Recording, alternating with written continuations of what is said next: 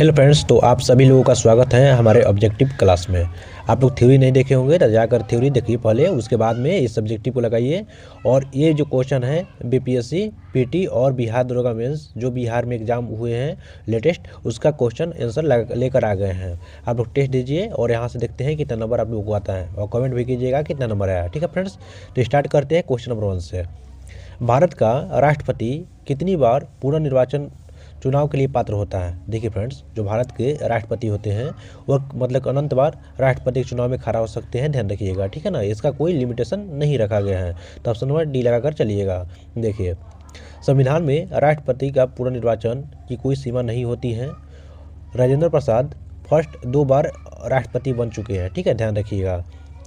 Question number 2 देखिए friends, Bharat के उपराष्ट्रपति के चुनाव हेतु निर्वाचक मंडल में कितने सदस्य होते हैं?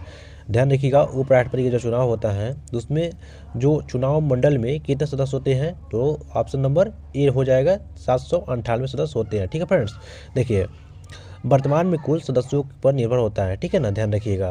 देखिए, उपराष्ट्रपति के चुनाव संसद के दोनों सदन के सभी निर्वाचित और मनोनीत सदस्य करते हैं। देखिए यहाँ पे बहुत ही अच्छा पॉइंट लिखा हुआ है कि जो उपराष्ट्रपति के चुनाव होता है उसमें संसद का दोनों सदन भाग लेता है। ठीक है ना, या तो निर्वाचित हो या मनोनीत किया गया हो। ठीक है फ्रेंड्स, आगे चलते हैं क्वेश्चन नंबर 3 पे। भारत के महान्यायवादी की नियुक्ति कौन करता है? ध्यान रखिएगा, भारत का महान्यायवादी की नियुक्ति ऑप्शन नंबर बी लगा कर चलिएगा, भारत के राष्ट्रपति। ठीक है ना, देखिए फ्रेंड्स, तो आर्टिकल 76 में, अनुच्छेद 76 में इसका वर्णित किया गया है अटॉर्नी जनरल के बारे में। ठीक है ना, आगे चलते हैं क्वेश्चन नंबर 4 पे।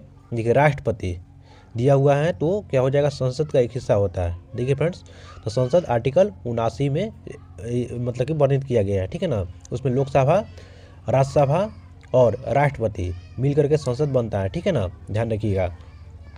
क्वेश्चन नंबर 5 देखिए, भारत का प्रधानमंत्री किसके प्रति उत्तरदायी होता है? देखिए फ्रेंड्स, जो भारत के प्रधानमंत्री होते हैं वह लोकसभा के प्रति उत्तरदायी होते हैं। ऑप्शन नंबर सी लगा लीजिएगा। ठीक है ना, ऑप्शन नंबर सी। ठीक है फ्रेंड्स, देखिए सामूहिक उत्तरदायी लोकसभा के प्रति होते हैं, आर्टिकल 75 में लिखा गया है। क्वेश्चन नंबर 6 पर चलते हैं।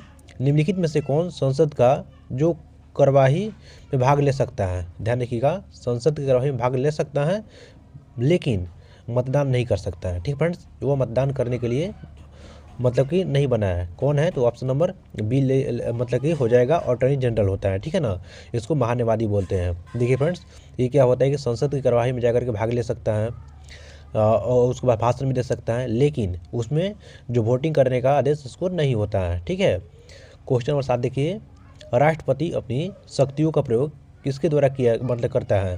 राष्ट्रपति अपनी शक्तियों का प्रदर्शन ऑप्शन नंबर डी हो जाएगा, मंत्रिपरिषद द्वारा करते हैं। ठीक है फ्रेंड्स, तो ध्यान रखिएगा, जो आर्टिकल 74 यानी अनुच्छेद 74 में वर्णित किया गया है कि राष्ट्रपति मंत्रिपरिषद का सलाह पर कार्य करता है, ध्यान रखिएगा। ठीक है, क्वेश्चन नंबर 8 देखिए फ्रेंड्स, भारत के प्रधानमंत्री समानता बताइए।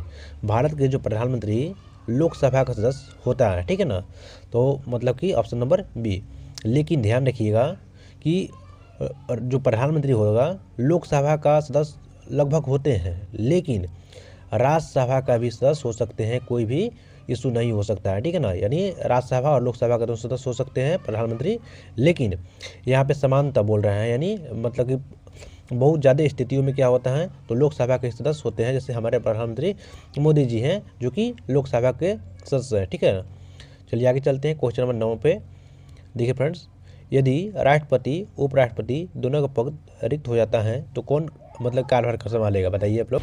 देखिए फ्रेंड्स, जब राष्ट्रपति उपराष्ट्रपति दोनों का पद रिक्त हो जाता है तो उस स्थिति में जो भारत के मुख्य न्यायाधीश होते हैं वह कार्यभार संभालते हैं। ठीक है ना, ऑप्शन नंबर बी। लेकिन ध्यान रखिएगा कि न्यायाधीश भी नहीं रहे तो क्या होता है, तो ध्यान रखिएगा उसका जो वरिष्ठ न्यायाधीश होते हैं वो कार्यभार संभालते हैं। ठीक है ना, ध्यान रखिएगा। क्वेश्चन नंबर 10 देखिए फ्रेंड्स, भारत का जो कार्यपालिका का अध्यक्ष कौन होता है?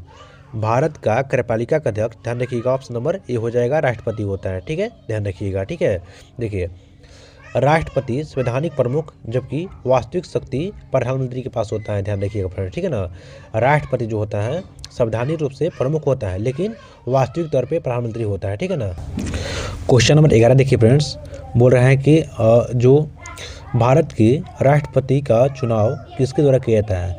ध्यान रखिएगा, भारत का राष्ट्रपति का चुनाव ऑप्शन नंबर सी लगा के चलिएगा, निर्वाचक मंडल द्वारा कराया जाता है। ठीक है फ्रेंड्स, देखिए राष्ट्रपति के चुनाव निर्वाचक मंडल द्वारा किया जाता है और इसमें संसद के निर्वाचित सदस्य और राज्य विधानसभाओं के निर्वाचित सदस्य शामिल होते हैं। ध्यान रखिए फ्रेंड्स, ठीक है ना। क्वेश्चन नंबर 12 देखिए, भारत के राष्ट्रपति की न्यूनतम आयु कितनी होनी चाहिए? जो राष्ट्रपति की जो न्यूनतम आयु होनी चाहिए, तो ऑप्शन नंबर यहाँ पे बी लगा लीजिएगा, 35 वर्ष। जो राष्ट्रपति होते हैं और राज्यपाल का भी ध्यान रखिएगा, राज्यपाल का भी कितना होता है, 35 वर्ष की आयु होनी चाहिए। ध्यान रखिएगा फ्रेंड, ठीक है ना। अनुच्छेद 58 के अनुसार राष्ट्रपति बनने की योग्यता 35 साल दिया गया है। ठीक है ना, अनुच्छेद 58 में राष्ट्रपति की योग्यता दिया गया है, मतलब कि आयु के बारे में। ठीक है, क्वेश्चन नंबर 13 देखिए फ्रेंड्स, उपराष्ट्रपति का कार्यकाल कितने वर्षों का होता है? बात करते हैं उपराष्ट्रपति के कार्यकाल, तो ऑप्शन नंबर बी लगा लीजिएगा, 5 वर्षों के लिए होता है। उपराष्ट्रपति का कार्यकाल 5 वर्षों के लिए होता है फ्रेंड, ध्यान रखिएगा। ठीक है ना, ऑप्शन नंबर बी लगा लीजिएगा। ठीक है, ऑप्शन नंबर 14 में देखिए क्वेश्चन, उपराष्ट्रपति किस सदन का प्रधान सभापति होता है? देखिए फ्रेंड्स, प्रधान सभापति की बात करते हैं तो ऑप्शन नंबर बी लगा लीजिएगा, राज्यसभा का। राज्यसभा का प्रधान सभापति कौन होता है? तो उपराष्ट्रपति होता है। इसी कारण इनको इसी पद के लिए इनको वेतन भी मिलता है। ठीक है फ्रेंड्स, देखिए क्वेश्चन नंबर 15 देखिए, भारत के जो प्रधानमंत्री की नियुक्ति कौन करता है? बात करते हैं प्रधानमंत्री की नियुक्ति कौन करता है, तो ऑप्शन नंबर ए लगा के चलिएगा, राष्ट्रपति नियुक्ति करते हैं। ठीक है, देखिए राष्ट्रपति बहुमत दल का नेता प्रधानमंत्री नियुक्त करता है। ठीक है, चलिए आगे चलते हैं फ्रेंड्स। क्वेश्चन नंबर 16 पे, मंत्रिपरिषद सामूहिक रूप से किसके प्रति उत्तरदायी होता है? बात करते हैं मंत्रिपरिषद सामूहिक रूप से, तो ऑप्शन नंबर बी लगा के सी लगा के चलिएगा, लोकसभा के प्रति। देखिए फ्रेंड्स, मंत्रिपरिषद बोलेगा सामूहिक रूप से बोल रहा है, ठीक है ना, सामूहिक रूप से, तो ध्यान रखिएगा वो लोकसभा के प्रति उत्तरदायी होता है। लेकिन यहाँ पे केवल मंत्री बोलता ना, तो वह केवल राष्ट्रपति के प्रति उत्तरदायी होता है। ठीक है, देखिए आर्टिकल 75 का 3 में दे रखा है कि मंत्रिपरिषद सामूहिक रूप से मतलब कि लोकसभा के प्रति उत्तरदायी होता है, ध्यान रखिएगा। क्वेश्चन नंबर 17 देखिए फ्रेंड्स, भारत के राष्ट्रपति को हटाने की प्रक्रिया क्या कहलाती है? राष्ट्रपति को हटाने की प्रक्रिया को हम महाभियोग कहते हैं, जो अनुच्छेद 61 में वर्णित किया गया है। ठीक है फ्रेंड्स, और लोकसभा राज्यसभा किसी भी सदन से उठाया जा सकता है। देखिए राष्ट्रपति को संविधान उल्लंघन करने के आरोप में महाभियोग से हटाया जा सकता है, ध्यान रखिएगा। क्वेश्चन नंबर 18 देखिए, राष्ट्रपति अध्यादेश कब जारी करता है? बात करते हैं राष्ट्रपति अध्यादेश जारी करने के बात करते हैं, तो ऑप्शन नंबर बी हो जाएगा, जब संसद सत्र न हो। ठीक है ना, देखिए फ्रेंड्स, आर्टिकल 123 में यानी अनुच्छेद 123 में लिखा गया है कि संसद के अवकाश के दौरान अध्यादेश जारी किया जाता है, यानी अध्यादेश जारी करने की शक्ति राष्ट्रपति में निहित होती है, अनुच्छेद 123 में वर्णित किया गया है। क्वेश्चन 19 देखिए फ्रेंड्स, भारत के नियंत्रण एवं महालेखा परीक्षण CAG की नियुक्ति कौन करता है? CAG के क्या की नियुक्ति, ध्यान रखिएगा, ऑप्शन नंबर बी लगा के चलिएगा, राष्ट्रपति करता है। ठीक है फ्रेंड्स, चलिए आगे चलते हैं। और क्वेश्चन नंबर 20 देखिए फ्रेंड्स, भारत का महान्यायवादी किसके अधीन कार्य करता है? ध्यान रखिएगा, जो महान्यायवादी किसके अधीन कार्य करता है, तो कार्यपालिका के अधीन कार्य करता है, ऑप्शन नंबर सी लगा के चलिएगा फ्रेंड्स। ठीक है ना, चलिए ये विधिक सलाहकार होता है महान्यायवादी। ठीक है, क्वेश्चन नंबर 21, प्रधानमंत्री बनने के लिए व्यक्ति को कितने माह के भीतर संसद का सदस्यता आवश्यक होना चाहिए? देखिए फ्रेंड्स, ऑप्शन नंबर बी हो जाएगा। मान लीजिए कि कोई भी व्यक्ति और क्या होता है, प्रधानमंत्री बन जाता है, ठीक है ना, तो उसको कोई भी पद लेने के लिए यानी राष्ट्रपति को पद बचाने के लिए कम से कम 6 माह के अंदर उसको एक पद ग्रहण करना पड़ेगा। ठीक है ना, देखिए फ्रेंड्स आगे चलते हैं। क्वेश्चन नंबर 22 पे, राष्ट्रपति की आपातकालीन शक्तियाँ किस अनुच्छेद में है?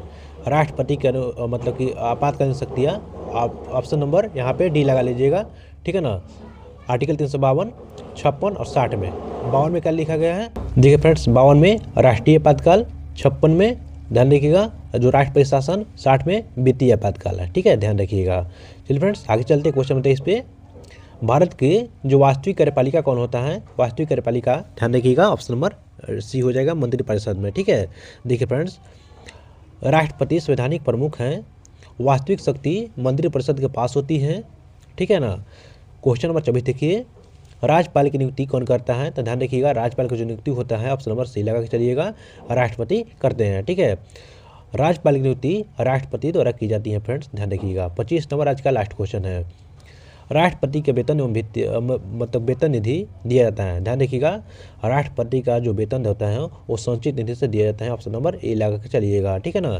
देखिए फ्रेंड्स, आर्टिकल 266 में वर्णित किया गया है संचित निधि को, ठीक है।